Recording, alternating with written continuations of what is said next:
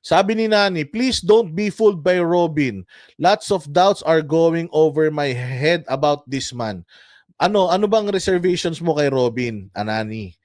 Kung ano ang reservations mo kay Robin, baka sakaling sabihin mo rito, baka sakaling maliwanagan kami.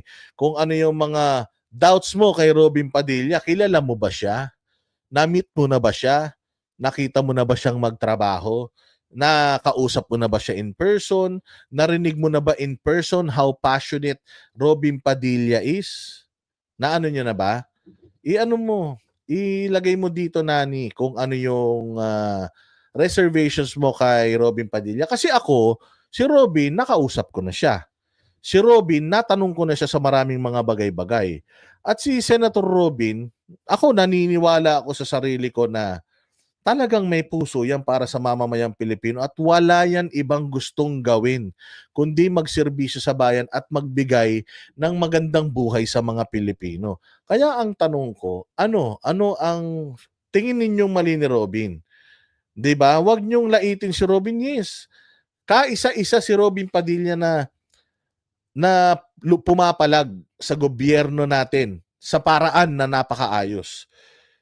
Bumabati ko si Robin Padilla sa gobyerno natin nang hindi niya kailangang balahurain yung gobyerno natin.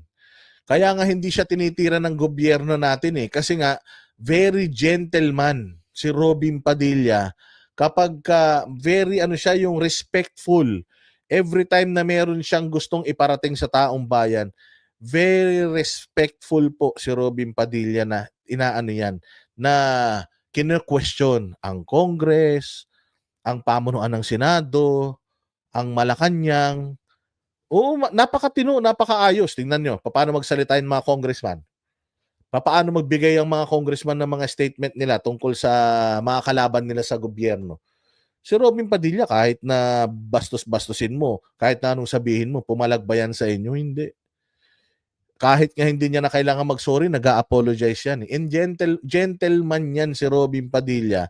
At yung pagmamahal sa bayan, talagang yan, hindi mo yan matatawaran. Sabi ko nga hinamon yan ng barilan si Trillanes noon Hindi nga lang pumalag yan si Trillanes Yan ni Robin Padilla yan. Kaya lang ito ang problema. Kasi natanong ko na si Senator Robin tungkol dyan. Senator Robin, sabi ko sa kanya, anong masasabi mo nung nanalo ka? Siyempre, ang dami mong mga gusto. Ang dami mong mga panukala na ang dami mo, gusto mo ng federalism, gusto mo ng ganito. Bakit, sir, hanggang ngayon, wala pa? Dito ngayon pumapasok, mga bossing, yung sinasabi ko sa inyo na si Pastor Apollo Kibuloy, kailangan ni Pastor Apollo Kibuloy, mga bossing, ng katulong. Kailangan ni Pastor ng katulong, mga boss. Kasi, katulad ni Robin Padilla na napakarami niyang gustong gawin sa bayan natin, halos walang umandar na mga panukala ni Robin. Bakit? Kasi nga hindi magbebenepisyo yung mga kasamahan niya. Hindi magbebenepisyo yung mga congressman, yung mga senador, yung Malacanang doon sa mga panukala niya. Ang magbebenepisyo yung taong bayan. Ang magbebenepisyo yung Pilipinas. Kaya nung tinanong ko siya, sabi ko, sir, anong nararamdaman mo na yung yung advokasya mo hindi mo hindi umaandar, hindi gumugulong. Although sinimulan niya na, pero hindi gumugulong. Yun yung sinasabi niya na nakakadismaya. Noon, nga siya, sabik na sabik siyang maging senador kasi akala niya he will make a difference. It turned out na kapag ka-senador ka, it's a numbers game. So kahit gaano kaganda yung panukalang ginagawa mo, kung hindi ka susuportahan ng mga kasamahan mo, kung hindi ka susuportahan ng presidente sa mga panukala mo, wala din mangyayari. Kaya nga sabi nga niya na dismaya siya Kung pwede nga lang daw na hindi na siya tumakbo ulit. Kasi nga, akala talaga niya, may malaki siyang impact na magagawa considering na number 1 siya. Ganun din ang natin kay Pastor Apollo Kibuloy na nakita natin, 'di ba? Pinapakita namin sa inyo gaano kadami yung mga panukalang batas na gusto niyang gawin. 47 na 'yun. At nadadagdagan pa ng nadadagdagan. Ngayon, kung si Pastor Apollo Kibuloy lang yung mananalo with lahat ng mga ideas niya, visions niya para sa Pilipinas, do you think magagawa din niya yung pinangako niya o yung ipinapangako niya sa atin? Mahihirapan din. Bakit? kapag umupo dyan, yung mga tao ni Bongbong, pag umupo dyan mga senador ni Bongbong, lahat, kahit manalo si Pastor, lahat ng mga panukala ni Pastor, mabibinbin lang yan, mamamatay lang yan. O kung maging presidente si Pastor at yung mga panukala na yun ay nasa puso at isip pa rin niya, kayang-kaya niyang gawin yun kasi presidente na siya. Pwede siyang pumili ng mga batas na pipirmahan niya na in line doon sa sa advokasya niya, tama? Pero pag senador ka, mahihirapan. Kaya nga sabi ko sa inyo useless na mananalo si Pastor Kibuloy tapos hindi naman mananalo yung ibang mga pwedeng makatulong sa kanya, katulad si Senator Bato, si Bongo, at sila Jimmy Bondoc, kung sila Vic Rodriguez man yan, o kung sila Philip Salvador man yan, kung sino-sino pa yung mga kasama dun sa kanilang ticket. Hindi ba? Hindi yan magiging hindi yan maisasakotuparan kung kulang-kulang sila. Kaya nga tinanong si Inday Sara sabi ni kay Inday, do you think meron kang pag-asa in terms of numbers? Sabi ni Inday, no, wala akong pag-asa in terms of numbers. Wala, because Congress and Senate, numbers game yan. Kahit itong impeachment kay Inday Sara, it's a numbers game. Kung majority ng Congress and Senate pabor sa impeachment ni Inday Sara, mai-impeach siya, inevitable yan. Kaya nga kailangan talaga natin ng numbers dyan sa Senado. Kailangan din natin ng numero sa Kongreso para at least kahit papaano merong pumulis sa kakurakutan nung mga nasa gobyerno. By the time na 2028, kasi tingnan ninyo kapag inilagay nyo dyan lahat alyado nila, wala nang check and balances mga bossing. Sobrang dali na lang nilang sirain ng Pilipinas. Tanggalan nila lahat ng pondo to, pondo this, pondo that. Tanggalan na nila lahat yan. Ang dali nang sirain ng bayang Pilipinas. O bibigyan ko kayo ng isa pang example. Ang sabi po ni Congressman Arnie Tevez, mga bossing, na ayon sa batas, sa tuwing naggagawa sila ng budget para sa Pilipinas, considering that Congress ang merong power of the purse. Congress ang nag-allocate ng mga budget bawat ahensya ng gobyerno. Nakalagay daw yan, mga bossing, sa batas na ang pinakamalaking budget allocation dapat DepEd. Dapat DepEd. Pero kung makikita mo, inilagay nila yung pinakamalaking salita si Congressman Arnie Tevez, tingnan mo, ilang taon na yon? Magdadalawang taon na yon. Sinabi ni Arnie Tevez na nagalit siya noong pinakamalaking budget allocation is DPWH.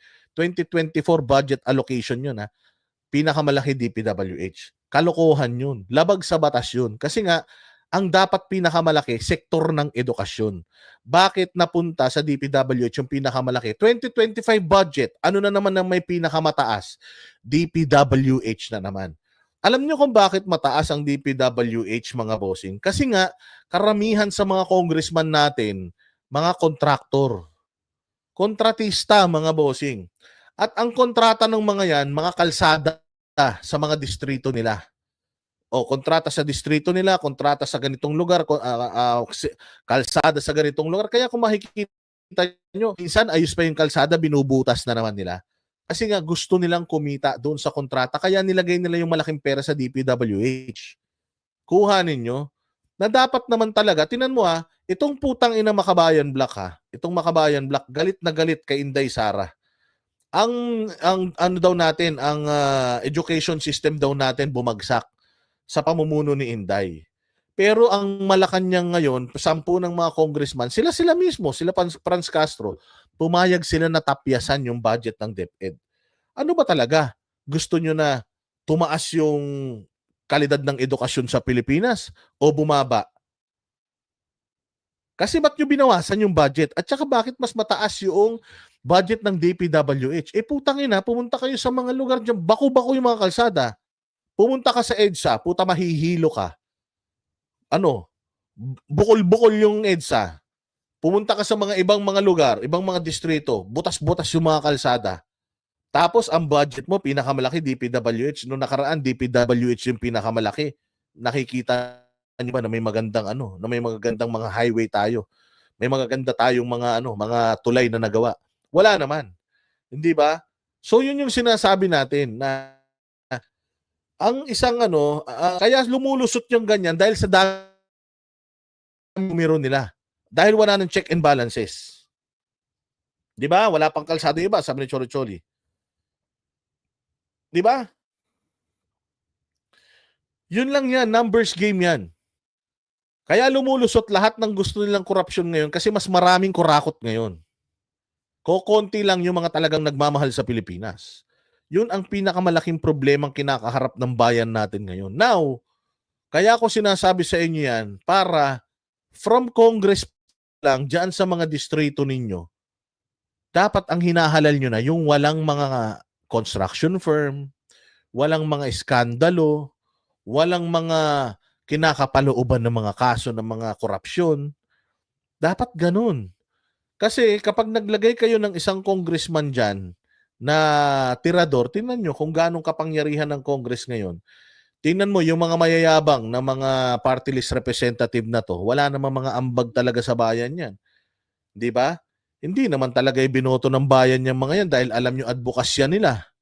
Ginagamit lang naman nila yung mga kilalang personalities para manalo sila. Pero pagdating sa Congress, ang yayabang, akala mo silang pinakamatatalino sa buong mundo. Di ba? Napapansin ninyo kung sino yung matatapang ngayon sa Congress? Party list representatives. Why? Yung mga yan, hindi na kasi mananalo yan. The reason why tumakbo sila ng party list, it's because sa mga sarili nilang distrito, hindi nila kayang manalo. Pero may pera sila para ipamudmud sa tao. Kaya lang, hindi nila kayang manalo, kaya nag-party list sila. So meaning to say, itong mga party list representatives na to, wala nang future ang mga ito pagdating sa sa karir ng politika. Wala na. Never magiging mayor mga to, hindi magiging mga senador, lalong-lalo na itong mga to. So wala. Kaya nga sila yung ginagamit ngayon eh. Kaya nga one time, big time sila eh. Kaya nga yung mga party list representatives ngayon, sila yung nagmimistulang mga attack dog ng gobyerno eh. Bakit? Kasi nga, wala ka nang sisirain sa kanila. They have nothing to lose. Wala nang mawawala sa kanila. Etong mga congressman na mga lehitimo na mga representative ng mga constituents nila, like mga distrito nila, may mga pangarap pa to sa mga susunod na mga eleksyon. Pero itong mga party list representatives, wala na. Wala na silang pag-asa. Kaya gumagawa na yan mga yan ng pangalan, pagkakakitaan, at kung ano-ano pa. South Korea President, sibak na. Si PBBM, kailan? Paano masisibak yan? Sabi nga ni Congressman Marcoleta, hindi naman pwedeng magsalita ang isang tao kung busog. Pag busog na busog, di naman magsasalita yan. Hindi ba? So ayun lang, kailangan natin ng kasama ni Pastor Apollo Kibuloy na magsusulong din ng kanyang mga panukala. Ganun yun, mga bossing. Ganun yun. So kahit gaano kagaling ni Pastor Apollo Kibuloy, kung sasamahan niyo siya ng mga senador na bulok, wala rin mangyayari. Senator Robin Padilla, lahat ng mga panukala niya, saan na napunta? Kasi nga, walang may gusto ng panukala niya. Kasi nga, yung panukala niya, mga bossing, ang makikinabang, taong bayan. Ayaw ng mga politiko yan. Kasi ang taong bayan, pag yumaman, ang taong bayan, kapag umangat ang buhay, hindi na nila kayang bilhin. Or, mas malaki yung gagastusin nila para bilhin yung mga tao na to. Di ba?